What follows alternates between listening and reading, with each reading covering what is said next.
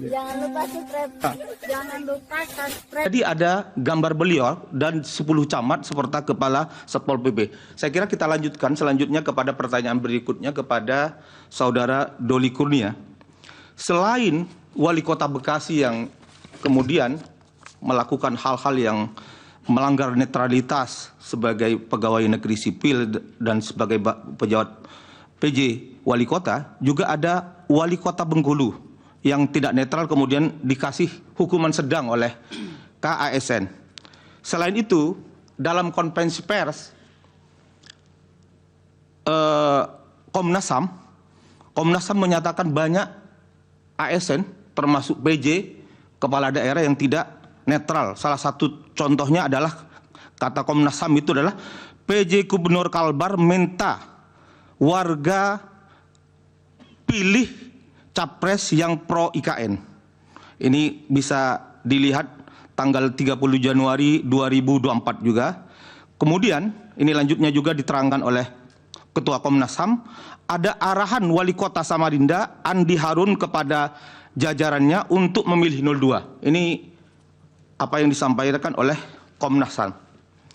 Di samping juga yang mulia, ada sebagaimana telah menjadi diskusi kita tadi, ada PJ Gubernur Jawa Tengah yang juga menjemput pasangan calon Prabowo nomor urut 2 pada waktu saat kampanye. Ini adalah hal yang viral. Jadi banyak kami sesungguhnya menemukan, tapi yang viral yang di masyarakat yang kita contohkan. Pertanyaannya kepada Komisi 2 DPR adalah apa pengawasan yang dilakukan oleh DPR terhadap para penjabat gubernur atau wali kota maupun bupati. Saya kira itu cukup yang mulia. Cukup. Ada tambahan? Ini saya tujukan pada teman-teman yang memang punya otoritas untuk ini.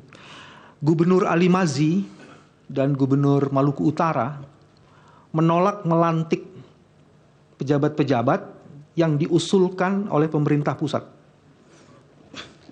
Dan penolakan itu didasarkan pada alasan bahwa mereka bukan calon-calon yang diusulkan oleh gubernur, terutama bupati. Dan ini juga terkonfirmasi oleh Komisi 2 yang melakukan kritik penunjukan PJ kepala daerah. Bahkan disebutkan dalam judulnya itu ada yang tunjukkan posisi politik. Saya tidak mau sebut itu transaksi politik. Bagaimana menjelaskan itu kalau memang prosesnya itu dilakukan secara accountable? Assalamualaikum warahmatullahi wabarakatuh. Jumpa kita kembali dengan saya Bustami Narda. Sahabat BN, melihat penggalan dari jalannya persidangan sengketa Pilpres 2024 yang berjalan di Mahkamah Konstitusi baru lalu, tampak sekali gambaran bahwa dugaan kecurangan Pilpres 2024 benar-benar vulgar, benar-benar terang benderang. Bagaimana penjabat kepala daerah yang ditunjuk oleh pemerintah pusat bermain tidak lagi netral, selaku dia seorang ASN,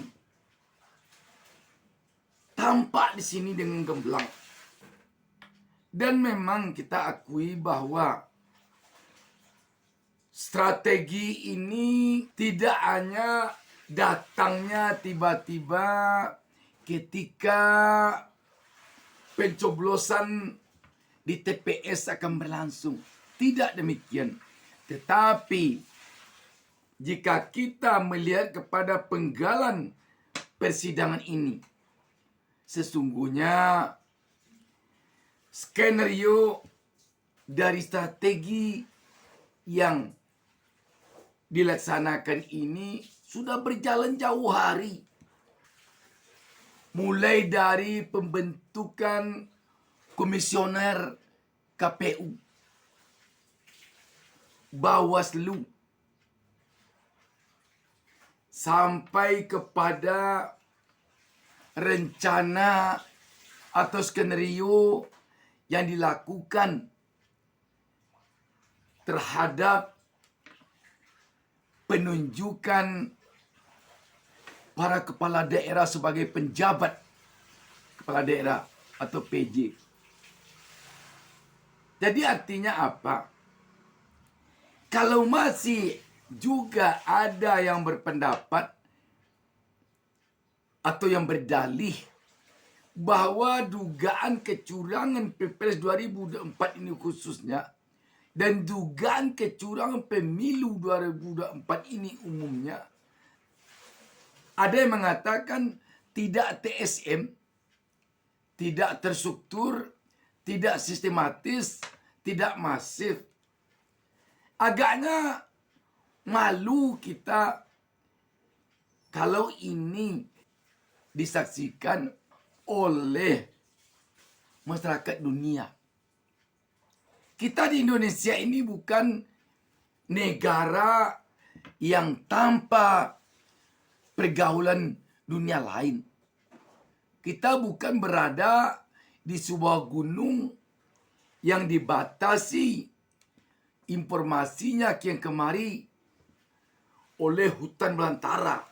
Kita berada di sebuah negara sebagai salah satu negara di dunia yang antara negara satu dengan negara lain sekarang ini tidak ada lagi batasnya dari segi informasi. Dan ini dibuktikan ketika salah seorang hakim MK, Arif Hidayat, mengatakan dalam salah satu kesempatan pada perjalanan persidangan MK ini bahwa ketika dia menghadiri pertemuan Hakim MK sedunia beberapa waktu lalu, dari kelima benua ini utusan negara menanyakan kepadanya tentang dugaan kecurangan pemilu yang terjadi di Indonesia. Jadi artinya sahabat BN, jika nanti sempat ketukan palu Hakim MK di dalam memutus perkara ini, ada cerminan bahwa tidak ada terjadi kecurangan pada Pilpres 2024. Maka yang kita khawatirkan, kita bisa-bisa nanti dikucilkan oleh negara lain dari sisi berdemokrasi khususnya, dari sisi berbangsa dan bernegara pada umumnya. Kita dikucilkan dari pergaulan dunia. Sebab sidang yang berlangsung ini bukan sidang tertutup, tetapi sidang terbuka. Kalau di era yang lampau-lampau, mungkin hanya media radio dan televisi serta surat kabar, media cetak yang menyiarkannya ke publik. Dan itu bisa-bisa juga ada upaya untuk melakukan penyaringan dari berbagai pihak tertentu dalam pemberitaannya. Tetapi dengan adanya media sosial sekarang ini tidak bisa ditutup-tutupi lagi apa yang terjadi di dalam persidangan ini. Tidak ada sensornya. Tidak pun keluar di media cetak, tidak pun keluar di media televisi, tidak pun keluar di media radio, tetapi di media sosial keluar. Bahkan malah siaran langsungnya keluar.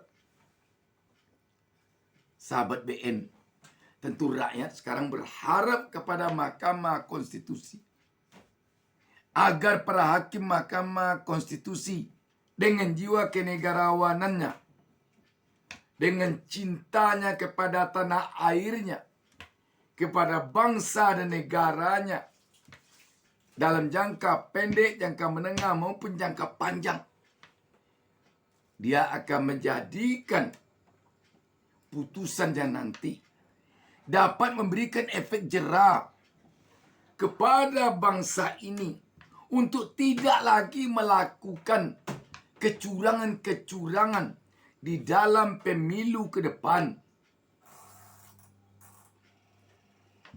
Ini yang diharapkan oleh rakyat. Jangan sampai putusan MK nanti membawa angin segar bagi bangsa ini untuk bisa meleluasa ke depannya melakukan kecurangan-kecurangan dalam pemilu. Apakah pemilu legislatif, pilpres, pilkada, maupun pilkades sekalipun. Demikian sahabat BN. Wassalamualaikum warahmatullahi wabarakatuh.